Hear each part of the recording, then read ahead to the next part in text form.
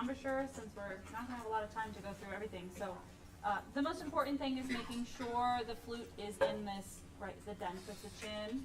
All right, the closer edge of the tone hole is in line with the edge of the lip, right where the pink meets your skin, right? I tell a lot of people, that's what, God thought we were all gonna play the flute, that's why he gave us little curve in his chin. I like that. Thank you. Then you wanna make sure they're not bringing their lip in at all. If any of your students are doublers, they automatically want to do that.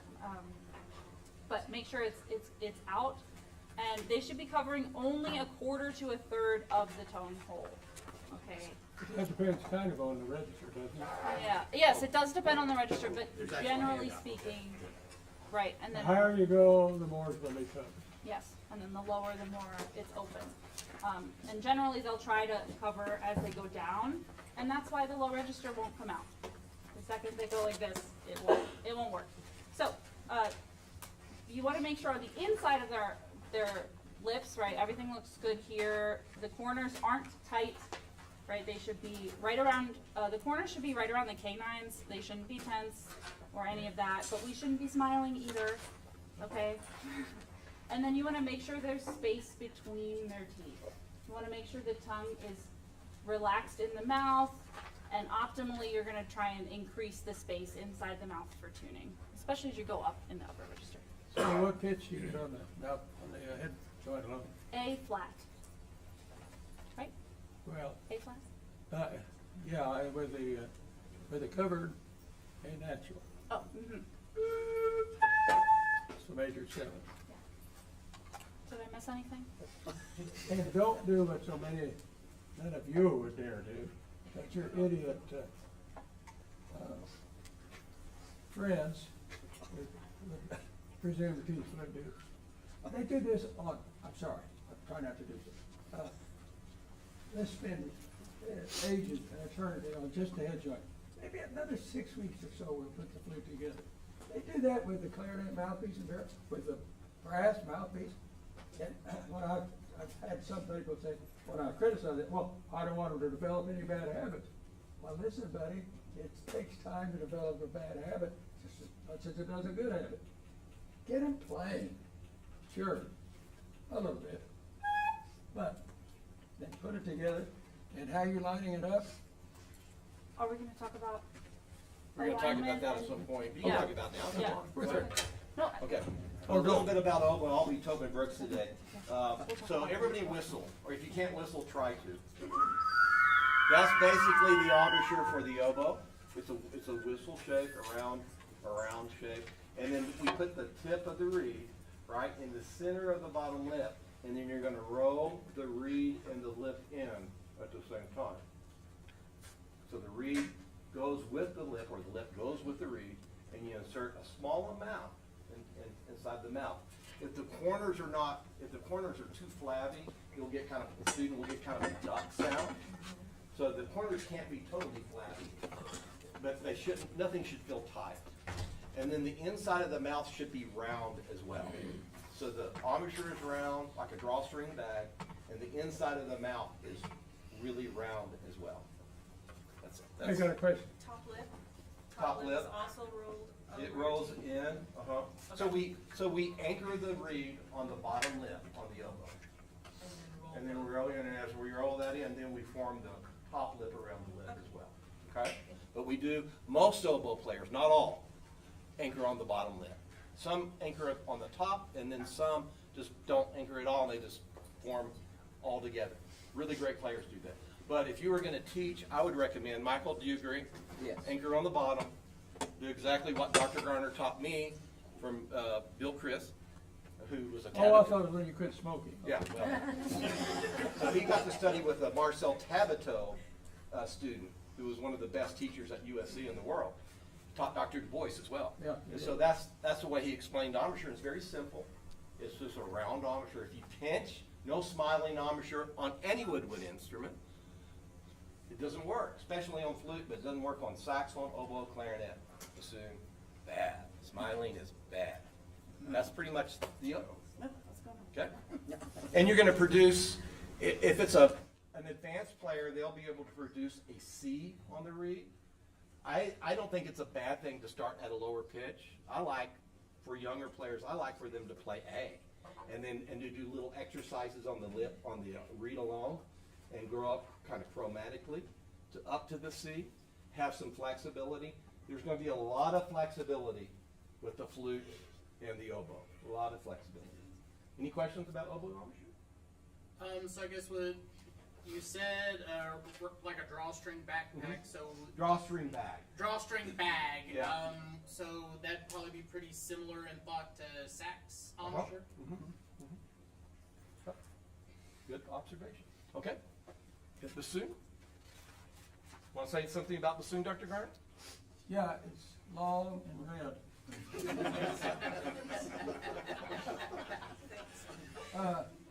I did have the good fortune to take a couple of years with the teacher at USC, very good player.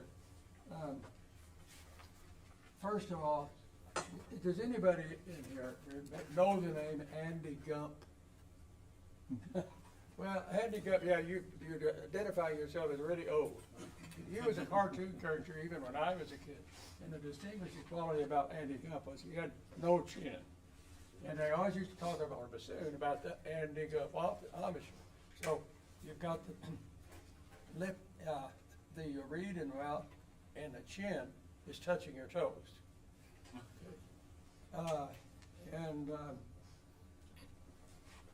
That's about all. Almost all the way to the wire on the top. Yeah, the top lip comes almost up to the wire. Yeah. The Almost, first wire. there's almost more to than the one. top wire. Yeah. And it's a good idea to have the little twisty part of the wire on top. And inside of your mouth, you ought to be able to fit a volleyball in, maybe even a basketball. Really open oral cavity. And you want to curl the reed on the bassoon, not really so much get a particular pitch. You want to curl the reed. And we really need a bassoon player in the room with a bassoon reed to show you that. But you guys know what I'm talking about, crowing on the reed? Okay. The best clinic I ever attended was a guy, at the University of Michigan. What was his name? The famous guy, Ludwig? Anyway, I don't know. he was famous. At TMEA, he said, I could teach anybody who makes a good sound on bassoon in a minute. He said, who in here has never made a sound on a bassoon? Some guy raised it and said, go up here. Sit down, he showed him, they put the C strap on it, showed him where he put his fingers. And I guess he put it on a whisper key. Oh, and he showed him how to finger a high C. Then he went over to the piano and played a B below middle C. He said, play that note. The guy had, oh, no, lower. Oh, finally, got down to an awful sounding C. Then B. And then he played the C on it. He said, leave everything the same. Then he played the low C on the piano. Now lift it up, blow it up to this. The guy goes, oh, and there's this beautiful ringing sound. Whole point being, don't bite down on the bassoon. Keep an open oral cavity. Mr. Worosello. Clarinet. Okay. We know the, chapstick and the milkshake, and I use those if this doesn't work. But I found that this, like 90%, 95% of the time. So everyone, put your lips together and say M. M. M. Notice, your lips are very, very soft. Your teeth are a little apart. Yes? Okay. Now I want you to focus on this part of your lip and just firm it against your front teeth like this. Just firm it against the front teeth, just like that. You'll notice immediately the chin drops. Now, look at my corners when I do that. Do they move? You're going to see kids try to do this. That's the smile. That's a movement, right? That's wrong. You're going to see them do this. See it move in? Okay, so that's what you focus on. Firm, no motion. These parts of the lip are super glued against the teeth. So let me be sure I've got this right. So you say, look, you have no reason to smile. You're a clarinet player. That's right. It's not fun. They need to learn that early. Okay, so it's firm, yes? Then you'll notice that keep this firm, it's super glued, just drop the jaw and don't move the lip. And the right amount of lip is over the teeth. You don't have to tell them anything about it. The least said, the better. Okay? So they do this, they drop.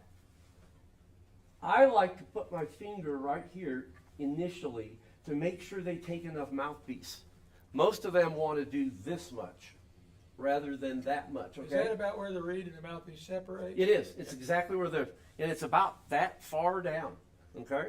So here we are, okay? I place it. I have them drop their head slightly and I push up because I want them to feel that anchor right there, okay? That's the embouchure, basically. Do you feel like it's on your teeth or behind your teeth a little bit? Behind your teeth. Yeah. Yeah, it's behind the teeth, okay? And then, for the first sound, this was transformational for me. Because most kids want to do this. And there's tension, okay? If they just do this.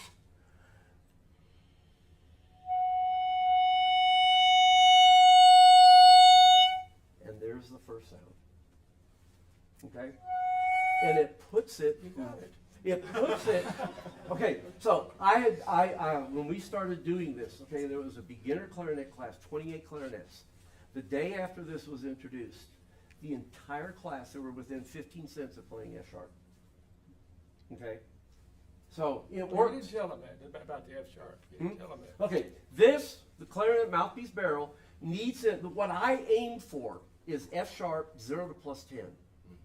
Okay? That's what we get. And if it's too low,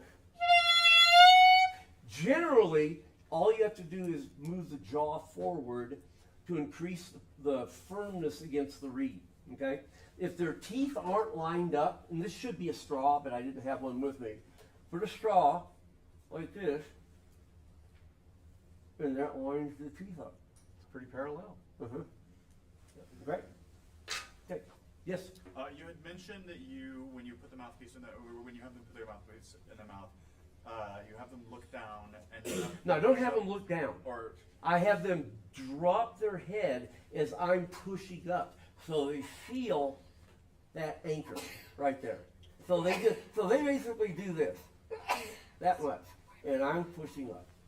got it. Okay. Mhm. I just wanted to. What anchor are they looking for? Like on the mouthpiece itself, or? Well, at the teeth, it's right there. It's where the teeth touch the mouthpiece. Got it. Okay. Uh-huh. So what angle when you play is the clarinet to the body? 30 degrees, 35, somewhere in there. So the flute is anchored on the bottom where the chin is, right? Bassoon is anchored on the, we didn't talk about this, anchored on the top. Oboe on the bottom lip. Clarinet on the top teeth. Right? Really important information. That's, of course, everybody knows where to put the flute. No one's going to not put it there and then try to play them. But you see clarinet players do weird things. You see players, oboe players do weird things. And we know what saxophone can be like, right? So this is... So one of the things that Mr. Worosello said I 100% agree with, that is sometimes less said is better when we're talking about embouchure formation. It's really easy to overcomplicate things. I like to teach saxophone embouchure with a thumbs up to start. So everybody thumbs up. Now you're going to put the pad of your thumb up and take your top teeth right onto the pad of your thumb. You're going to roll your lower lip in just slightly over your lower teeth and then suck your thumb.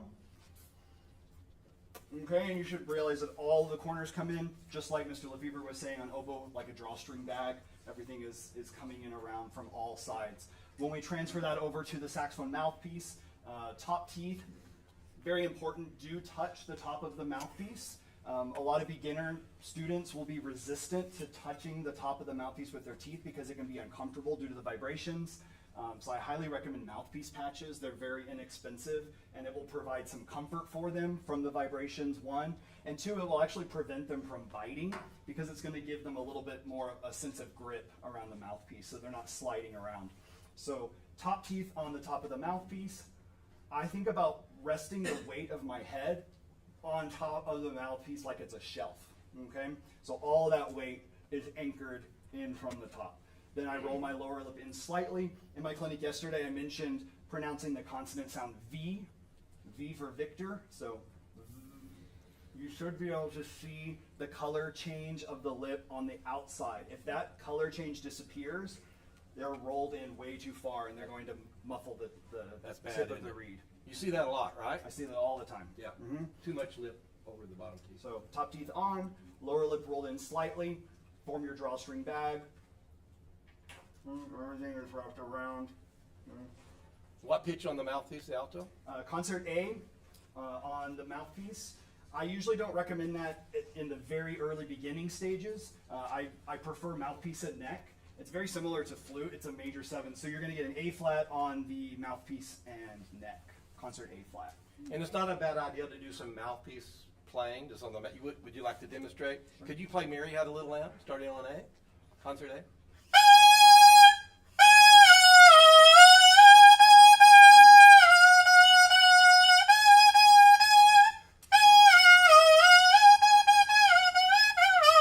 That makes a great encore for tomorrow.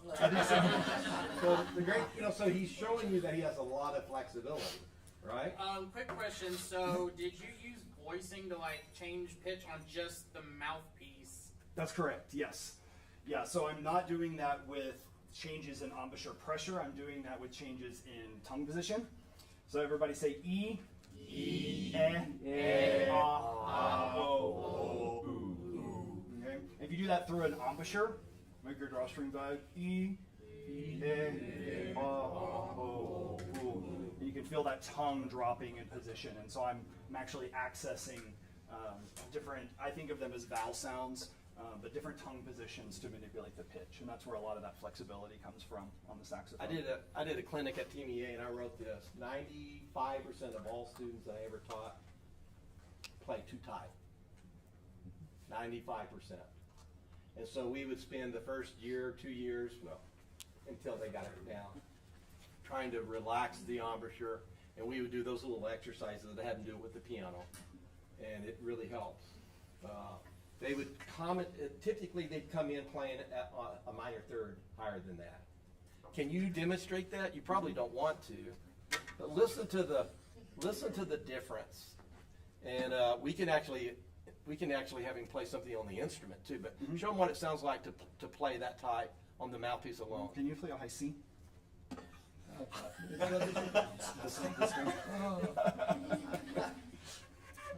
Wait a minute.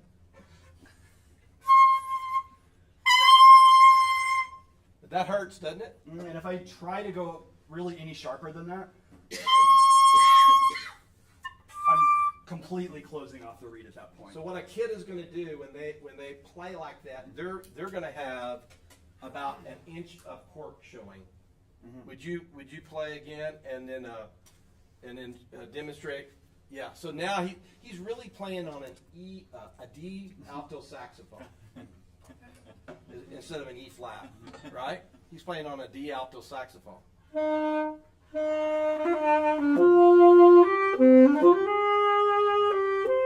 it's a really thin sound, and he's using a really tight embouchure. Now play the same tune with your normal embouchure.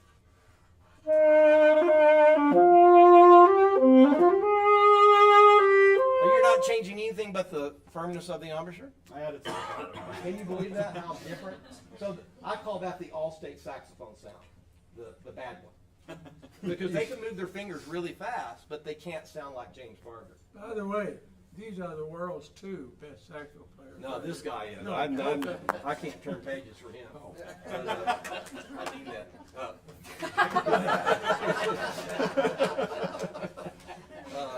Yeah. Don, can I say one more thing? Sure. Okay. Talked about how this part of the lip needs to be super glued against the teeth. That needs to be your visual focus with the kids, because the minute this becomes disengaged, all of the bad clarinet problems happen.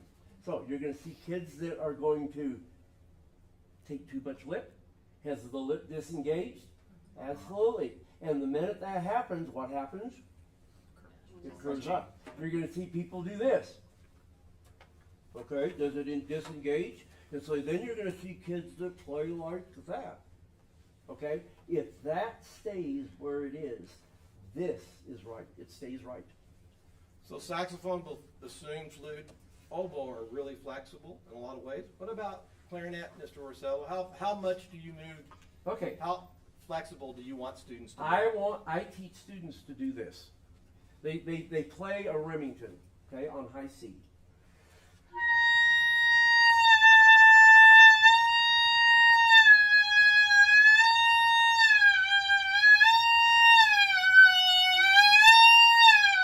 And that's about as far as you can go, okay? But if you can bend the pitch 400 cents, you don't have any problem bending it 14 cents to play it in tune. Okay? Well, you And gotta too lip it- tight. That's exactly what you were If talking you gotta about. lip it up.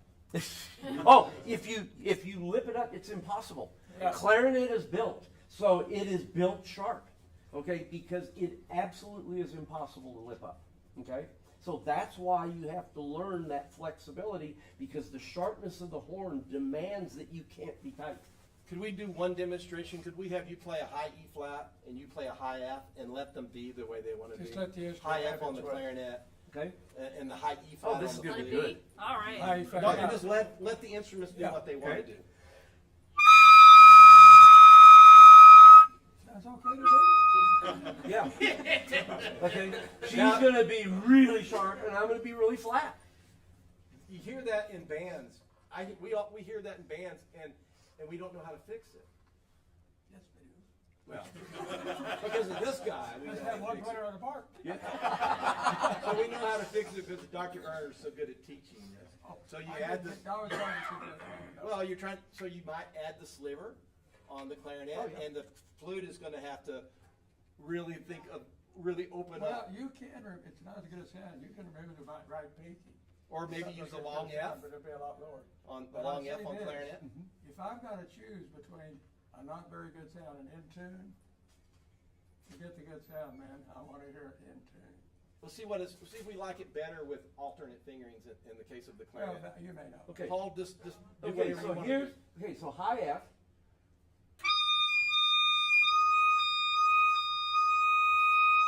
That raises it pretty much right where it needs to be, or you can do long F,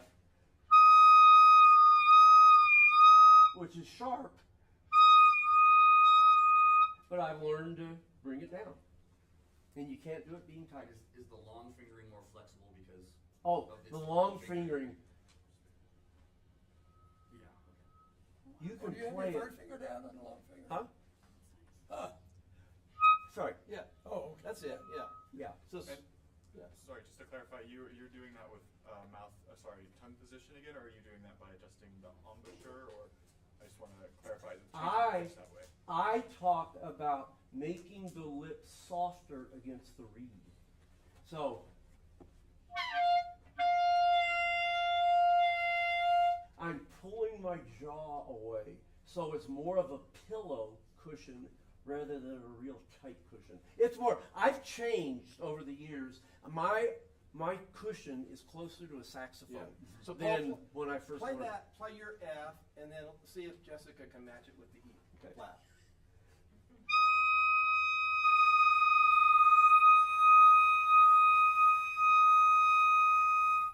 I went You too really low. hear those waves? Sorry. Yeah. No, but that's, Yeah. you know, that's what you, But still. that's what you need to do in rehearsal, is exactly that. And the reason why I asked Paul to do it is Paul is the least flexible. So the flute should tune to the clarinet, not the clarinet to the flute. You know, sometimes though, on that note, it seems like the flute is very inflexible.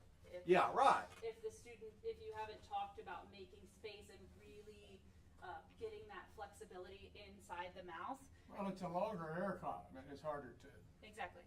And there's something about that they don't want to at first when you say to make more space inside their mouth and put more space between their teeth. They don't want to do it. And I think it's something where they feel like you almost have to like let go of the jaw in order for it to happen. And it feels uncomfortable for them. And the first thing that happens is they stop supporting. Yeah. And then the note stops coming out, and Right. it's suddenly the E flat below, and then they think it's the problem with the space inside the mouth, but then it becomes an air problem. So they have to learn how to warm the air a little bit, slow it down. It's a problematic note, isn't it, Dr. Garner? How many hours have we spent in our life working on concert E flat with the upper woodwinds? I wish I had $1 We're for taking every too hour. much time here. Yes, let's move Yes. on. Yeah. Okay, let's go on to the next topic. Let's do it. Okay, so you guys, we'll start with flute. What is the next topic? Is it breathing and phrasing? You were gonna talk about breathing. Oh, I can, yeah, if you want to skip to that. So, how many of us have heard our students do this?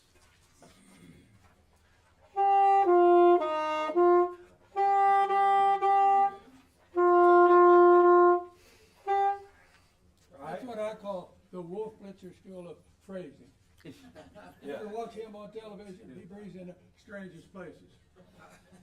So, you know, students want to breathe at bar lines, right? And so we want to encourage them to take deep breaths and play longer phrases, right? And then we want to encourage them to really a release. So it's not that was an attack. So I struck the reed with my tongue. What I advocate and what I always taught, I teach at the university and junior high level, what I would do is I would have them take the breath, form the embouchure, put the tongue on the reed or on the place where they tongue on flute, and then you pressurize the air, and then once you have it at the right air pressure for that particular situation in music, then you just pull your tongue away. So it's not an attack for any instrument, even brass. It's really a release. So it'll sound, instead of, you hear that a lot in band, right? You'll hear this. And it's really not, Mr. Worosello and I have talked about this a lot. You don't really take a breath and then instantly go. It's not a cycle, a perfect cycle. You take the breath, stop it, pressurize it, however much you need for that particular part of the piece, and then you release it. It's not in, out. So how many of you have driven a stick shift car before? And you accidentally are in second gear and you try to start what happens to the sound or to the car? It almost stalls out. And that's because you're not pressurizing the air, or you're not pressurizing the engine. It doesn't have enough gas going through, so it's in the wrong gear. So you hear people take 4-count breaths, and then they start like that because you're not pressurizing the air. It doesn't really matter how much air you have in your lungs, but what matters a whole lot is what you do with what you have. For just a 4-count breath, please. You just take a breath.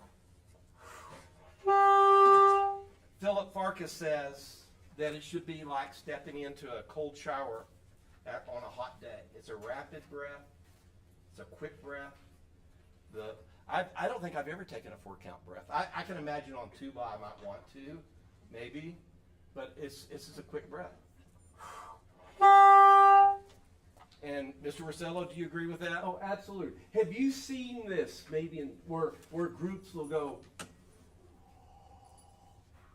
immediately, okay, where it's in and immediately out, so you don't create tension in the body? That's breathing, But Jim. physically, that's not how you play. You have to pressurize. The air has to stop for a split second before you make the sound, or you get that sound. Wrong gear, second gear. And so you got to pressurize the air before you release it. So what I used to do, I used to take a bag of rice with me every place I would go, and I have a little spoon, and I'd give each person like 5 grains of rice. And then I would say, put it on your lip. I actually stole this from Miles Davis, by the way. So he would put a piece, and that's exactly what I do when I play saxophone, or any instrument for that matter. You just take a breath, and you pull away. So there should be no impact. So it's not like slamming the door shut, it's like opening the door. And I used to use that as an analogy. We're halfway through. I know. Let's That is move the on. Suzuki way of teaching flute embouchure with rice, It is. spinning rice. Okay, cool. Yeah.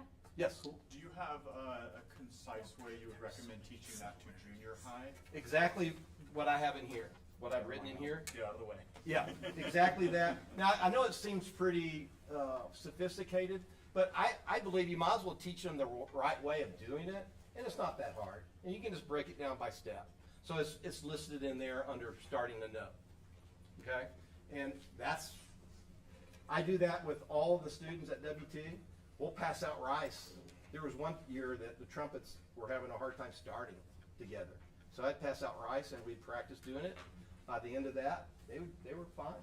No problem. And you can even have your brass mouthpiece on your face when you do it, if you want to, and spit it through the shank. It works. Yeah. Yeah, you don't want to have a lot of rice, but you might. And I used to take my students outside sometimes, where they could do it in the grass. You know, that works. Okay. Any questions about that? But there's a explanation on exactly how to do it step by step. And I'm a big believer in it. Yes. Where does your tongue go on the reed of the saxophone? So I teach my students to tongue with the fingernails of their tongue, which is a really weird analogy they'll remember. So this is my visual. Here's the mouthpiece, here's the tongue, and so I'm using the top of the tip of the tongue, and it's touching the bottom of the tip of the reed. So I call it the fingernails of the tongue. Gotcha, thank you. Mm-hmm. And I do the top of the tip of the tongue to the top of the tip of the reed. Right there. Mr. Worosello, Uh-huh. could you show us on the side? I know. The same thing. Okay, it's right there. You know, a lot of times when you tell the kids to tongue on the tip, they try and do that. Okay? It's the top of the tip of the tongue to the top of the tip of the reed. Get off their pencil. Yeah, and then when flutes articulate, if we're going through like the tonguing, right? The tip of the tongue is slightly behind the top of the front teeth, right? So I usually have them aim for the space where your teeth kind of meet your gums, right? Yep. Okay. Let's move on. You guys know what the next topic is? Yeah. Posture, hand Posture position. and position. You'll start with flute. All right, posture and hand position. I guess we can start with posture. All right, so when you're in indoor band, you want to have your flutes rotate their chairs 45 degrees to the right. I know my left and my right. Yeah, to the right. To the right. Because you want the bottom half of their body, and this is the same when they stand. You want the bottom half of their body to be on a 45, because we want our shoulders to be really comfortable when we have our flute up. So the stand will be in front, right, and the chair or the body will be down 45 degrees this way. The hips are this way, and then the shoulders are not square. Okay, so for those of you, marching band, we get the marching band flutes. When they're inside, we need to make sure they open here. This has to be open. Otherwise, we're gonna get some shoulder pain. We might actually, it starts to cause some issues with where their air direction is going. It can change their sound, right? All of that stuff. So we wanna rotate so then the flute is parallel to the stand in that way, right? So am I missing anything with Oh, no. posture? Okay, and then hand position, right? So left hand, right? I usually teach them that it rests here. Okay, it rests on this joint, and right, their fingers are curled. The thumb is. We want the thumb to be like kind of in the center, back here. Right? We don't want it to be up here. Right. Yeah, I call them nose pointers, a lot of them, they got their thumb pointing up here at the nose, and the fingers are so restricted. Yeah. And then the right hand, this is really important. This hand is really important. It can cause a lot of issues if this hand isn't working properly. So I usually teach them to they're munching on a hamburger, right? And then the keys are always up.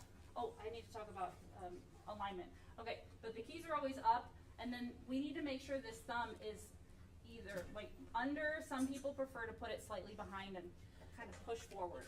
Yeah, and then the fingers are slightly curved with the the tips of the fingers, not too curved, okay, they won't be able to cover the holes if they're too, right? This So, is a very common problem. yeah, You see a lot more, far more flute players, young players, doing it the wrong way than the right way.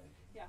Well, and if they don't have plugs in, it's actually really helpful to have them push a little bit, and then you can see where the holes are, right? So you wanna make sure, especially if they have small hands and they're young, they're not curving too much, because then they won't cover the holes, especially if they go in the low register.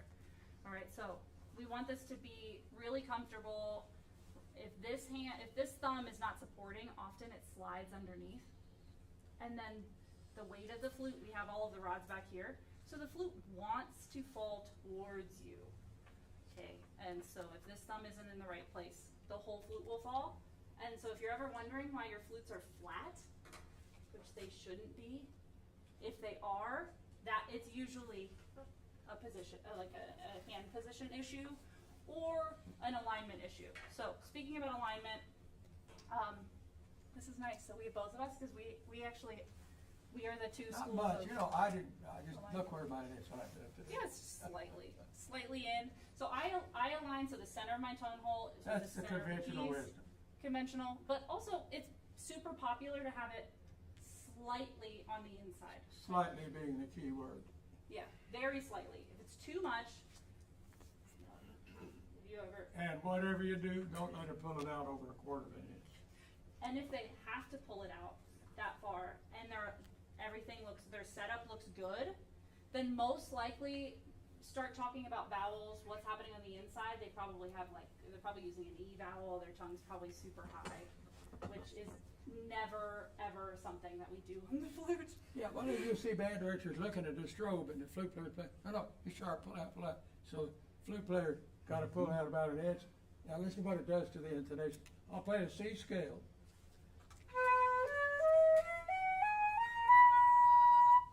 I wasn't trying to do that. So it's okay as long as they don't play any note other than that note. So the head joint is not a tuning slide. It's set that way because the flute is supposed to be tuned to 442, right? And so what professional players will do, they'll pull out slightly so that the head joint is the correct length. But it's not a tuning slide.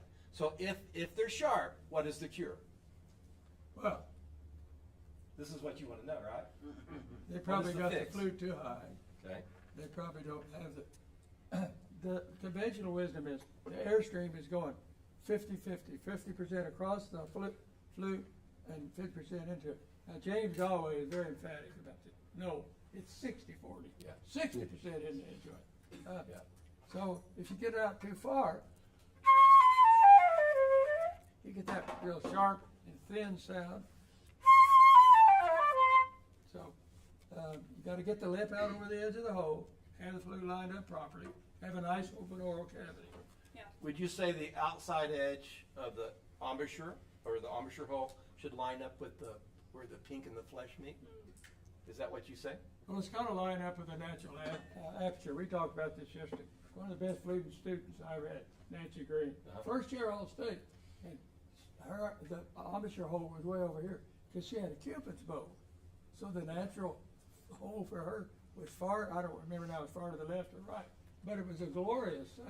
But I don't mean left or right, I mean on the bottom lip, Oh, yeah. Yes. where the outside edge of the embouchure hole of the flute Yeah. is where the flesh color meets the lip. the So red part of the if, lip. talking about the flute embouchure, if somebody has a teardrop, would you have to slightly offset it Yes. to the left? Yes. Yes. To the left. Well, it has to be to the It left. has to be wherever Wherever, your that's right. embouchure Yeah. is. But most of the time it's to the left. Yeah. Most of the time. If you're teaching a beginner I have that problem. and you can control which side they start to blow through when you're teaching beginners, always have them go towards their left. Yes. So the flute can go forward, and you always want to center it. You want to center the tone hole where the aperture is. Okay. The problem with the right side, which you can do it, you can have an aperture on the right side, but it starts to cause some issues sometimes if it's too far, because you have to start pushing the flute this way. Okay. Now, when the for those of you that are marching band directors, when the aperture is on the left side, they're not gonna be able to sound good when they push their flute back in like a traditional marching band way. They still exist? Yeah, you have to teach them to be very patient because they're gonna get frustrated, but it's best when it's centered. Okay, Mr. Wors, we probably need to move on, okay, because we have Mr. Worosello, we talk about clarinet? Oh, yeah. I want to mention, because he had mentioned breathing, unique to clarinet is voicing E. So when you're teaching your beginning students, what do we teach them to do? We go, right? Open throat, it's H-A-W. They have to immediately learn that they turn it around and go he. So it's, I call it reverse donkey breathing. It's not hee-haw, it's haw-hee. Okay, that's critical to playing clarinet from day one. Okay, that puts the tongue in the right place. Okay, I'm going to spend my time just on three points. Okay, we all know that the pinkies, what keys we're supposed to be over, right? Okay, but what I see as beginners start playing is there's three areas where they place their fingers incorrectly. The first is the left thumb. Okay, this part of the thumb, can everyone see? It's like I look at it and it's 11 o'clock. Okay, the fleshy part needs to go and lightly touch the very bottom of the register key, right here. Okay, a lot of times you'll see kids that will close the thumb and it's below, and as a result, when they learn to start crossing the break, they can't do it smoothly. All you need to do, if the thumb is a little higher, you just lean forward and that key opens up. Okay, so that's a critical spot. The next spot, learning where to put this finger on the A key. Okay, every one of the books says, okay, here's open G. Now here's A, and they learn to put their finger on the A key, just like that.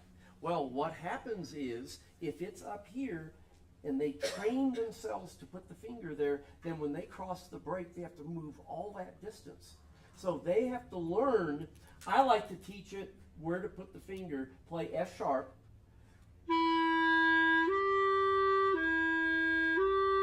and roll up to that part of the key, okay, which is the very bottom of the A key, okay? So if you're going G, and they learn from day one that it's there down at the very bottom, okay? The other thing has to do with the right hand. This supports the finger, okay, needs to be between the knuckle and the bottom of the nail, okay, depending on, now look at that area, that's where it rests, okay? And then the other thing that I see where people are playing incorrectly is they'll rest this part of the finger against the side keys, like that, okay? And it collapses as a result. You have to keep the finger down like that. And what's interesting is left hand position for every woodwind instrument, right hand position for every woodwind instrument is the same. If you think about it. It's the same. That's what, yeah, except for what you do with the left hand on. Yeah. Let it rest right here. Right And you're right, we said that. Yeah. So the saxophone hand position is just like clarinet. And oboe and bassoon, very similar. Really the biggest thing on saxophone that I encounter all the time is neck strap length. So I always teach adjusting the neck strap from a standing position. So you want the students to stand up nice and straight and tall, and the saxophone should come up directly into their mouth.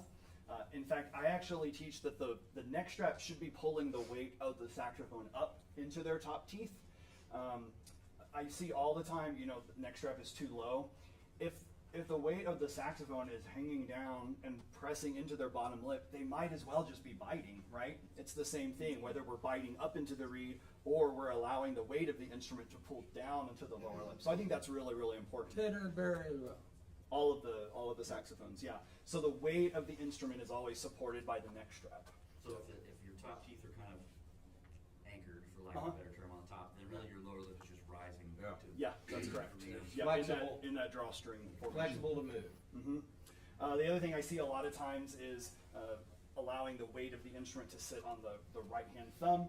Me personally, I have a thumb hook here. I don't even use it whenever I play.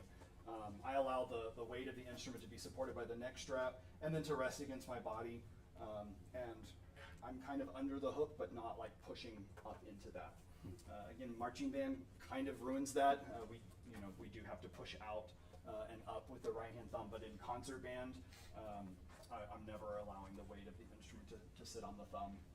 Why don't you start on the next topic? Sure. So going into vibrato, saxophone is unique in that we have a pitch-based vibrato rather than an intensity or dynamic-based vibrato.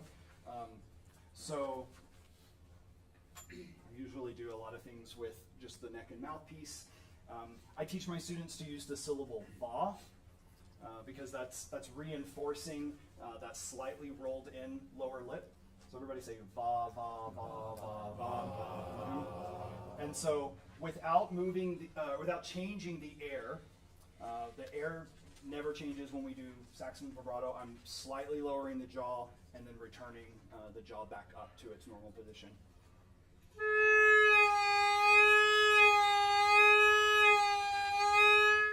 In the beginning, you'll want your students to just kind of be wild and crazy with the vibrato. Like, it can be really wide.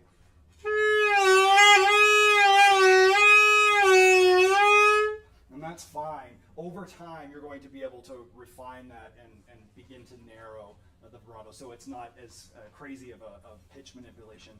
A lot of times, beginning students that are introduced to vibrato, they try to make it so narrow that it never actually really projects beyond your own little personal bubble. So I like to start really wide in the beginning, and then as we begin to slowly speed that up, it's going to narrow naturally. Put your instrument together. I'm going to be the teacher and he'll be the student, and I just want him to do what I do. So this is a good way to teach it.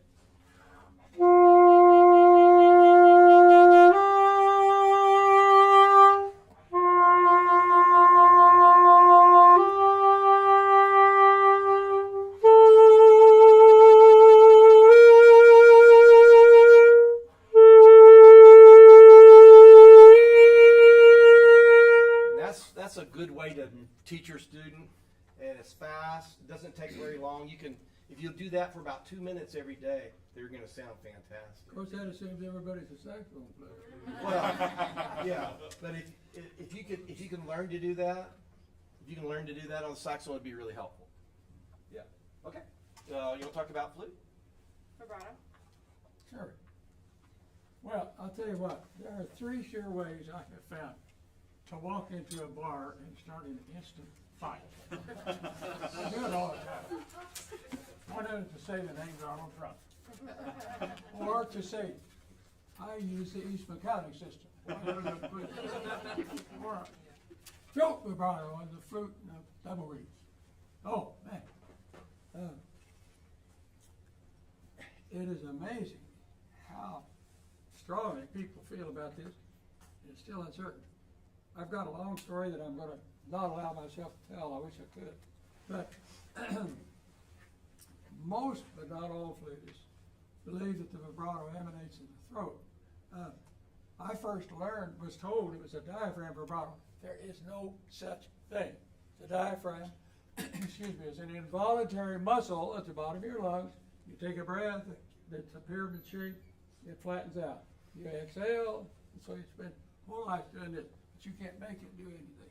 No such thing as a diaphragm vibrato. An abdominal vibrato, yes. And boy, there is a lot of controversy over that. Most flute players, I think, have come to believe that it's in the throat, in the larynx.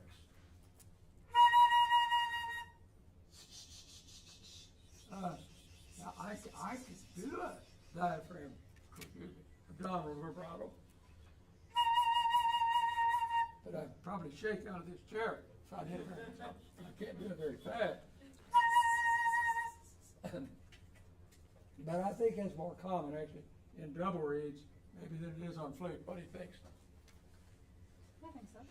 Yeah. We're in total Well, agreement. no, well, and a lot of flute professors that I've talked to, because I randomly ask a lot of people, what are your thoughts on vibrato? How do you get a fast vibrato in the upper register? Right? That is really hard. And so a lot of people have mentioned that when they start teaching vibrato, if the student can't understand this, because sometimes it is hard to feel where it is and what's happening, if you start down here, the faster you go, it moves up. Like, it will naturally move up. Well, what really enlightened me of vibrato was a book back in the 1950s by Frederick Wilkins. And he said the vibrato's in the throat, and he has them start with a ha, ha, ha, ha, and then speed it up. And after a while, it begins to run together. And you do it with a metronome too. I always had my students practice the vibrato in triplets. One on A, two on A, starting on C and going to B. And then B to B flat. But is it in the throat or the tummy? Still, however, there's been a lot of fluoroscopic studies that show this. Oboe, same thing. Yeah. Diaphragmatic or abdominal. And a lot of people will say, oh, it's a combination. Yeah, or the larynx. Larynx. Yeah. Soft end. And then the bassoon, a lot of bassoon players say they do it in the abdominal area, and I think a lot of them do. Our former bassoon teacher, Bill Davis, did it in the abdominal He was a area. great player. Great player. And then we've talked about Weisberg, who said he was in. Oh, Yeah, well, yeah, we had Arthur Arthur Weisberg here. Yeah. He's my all-time favorite bassoonist. He is very emphatic about it, and he called it the diaphragm vibrato. Listen to his recordings. There is no way it could be. I mean, it's like a Yasha Heifetz. Play recordings of for your students. Play recordings of the artist players. Yes. Nobody does that. And that will really lead them to doing it the right way. Let's go ahead and move on to another Yep. subject. Why don't we do alternate fingerings? Let's do that now, and then if we have time, we'll do articulation.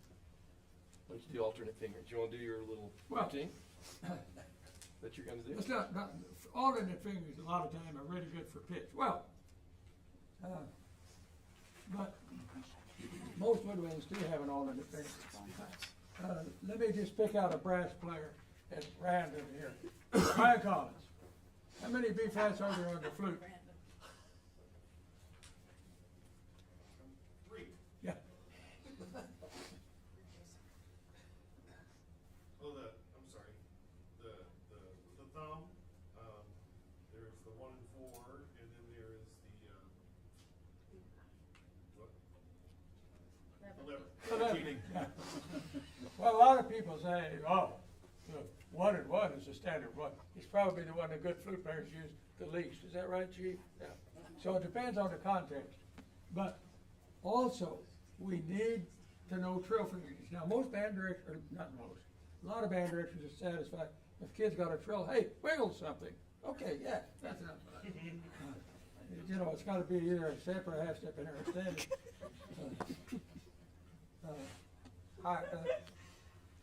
Standard fingering for drills. Well, and trill fingerings can be used for a lot more than just trills. Okay. They can. So if you have a fast passage,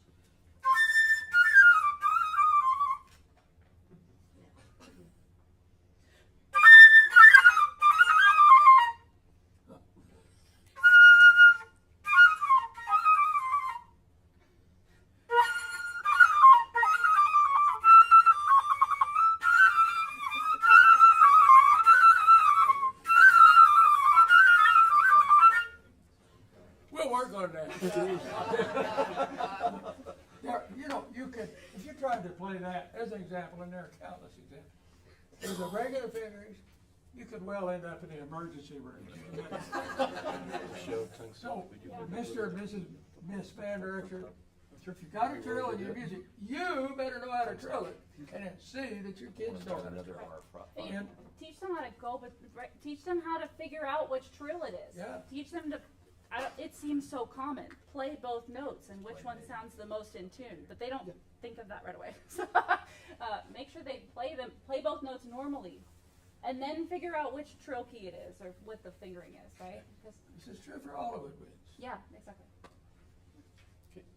I'm gonna forego it so we can go on to something else. We're gonna talk a little bit about style. I asked James to do something that might really start a fight in the room. And it's, how many of you think that you should never stop a sound on a woodwind instrument with the tongue? Be honest, raise your hand. You think you should never, yeah. Only one person? Two people? Okay, so I'm gonna ask him to do something called tongue stopping. And this is a tune called El Camino Real by Alfred Reed. It's a great piece. Will you play, and he's sight reading this, by the way, but I've asked him, I told him, would you please tongue stop this for us so you can demonstrate what it sounds like artistically.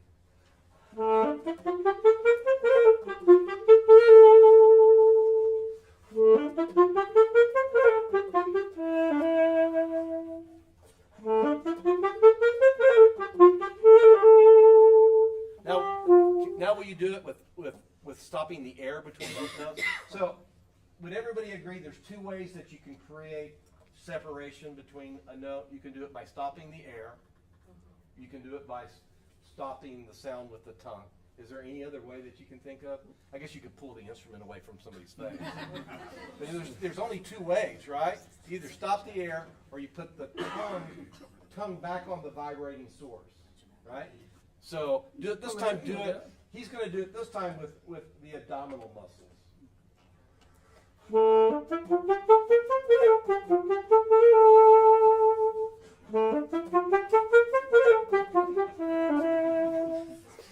And I did that when I was in high school and college. And then I go to University of Michigan and I take a lesson with a clarinet. You don't know how to tongue stop, do you? I said, I don't know what that is, sir. And so he showed me. And then he said, work on this really slow for a week. And so I did, and I thought, this is the craziest thing I've ever heard of. So I go to my saxophone lesson with Don Cinta, and I said, Mr. Cinta, do you tongue stop? And he goes, yes. He goes, what do you do? I go, I tongue stop. And I've been doing it for about 3 days. But this, will you chime in on this, Paul? Because I'm going to intentionally, when you tongue, in fact, I really think it's all instruments. Even though there's brass players that say, I never do this, I don't think that's true. I think they're actually doing that. So when you go, you're blowing a whole note. And the tongue is acting like a valve and keeping the air from going through the horn. Okay, so I'm going to intentionally relax and leak air so you can hear.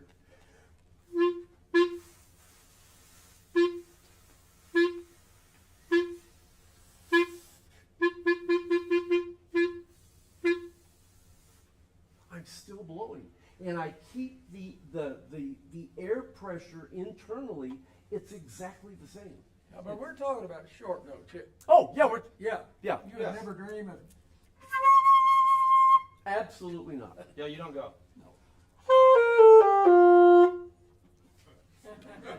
Only in jazz band. And if you're playing something legato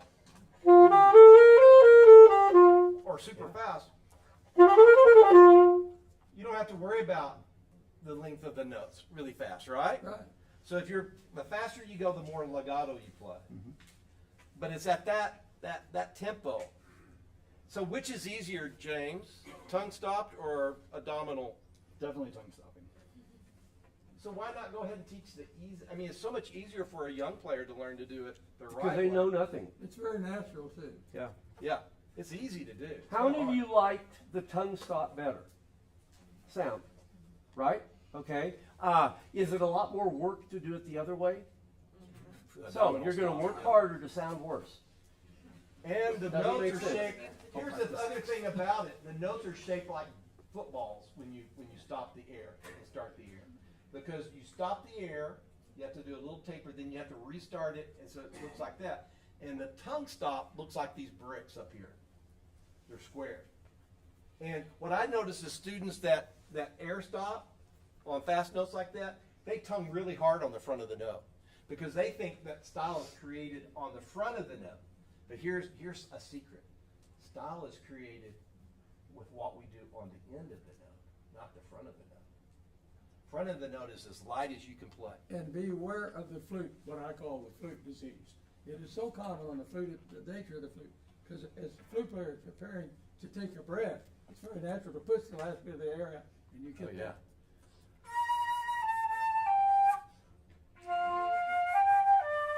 And you hear it all the time. Tuba too, but we're not supposed to talk about tuba. But you hear that all the time on flute. Yeah. So they gotta learn to. It's like a string. And band directors are bad about this. If you've got two notes slurred, the primary weight, 99% of the time, comes on the first note.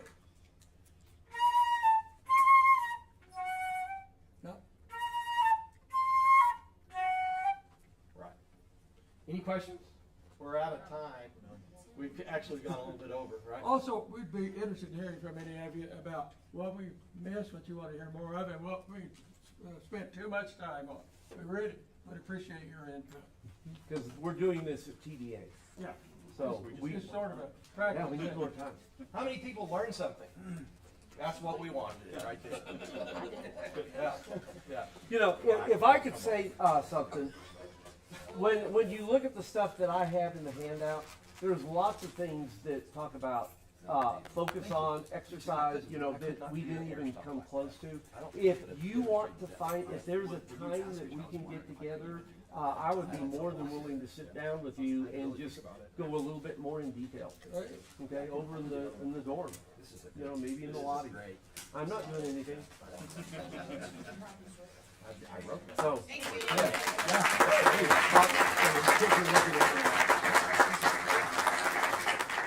Wonderful panel, right? have Tamara get in touch with me if there's people that are. Thank you guys, what a great audience. Thank you.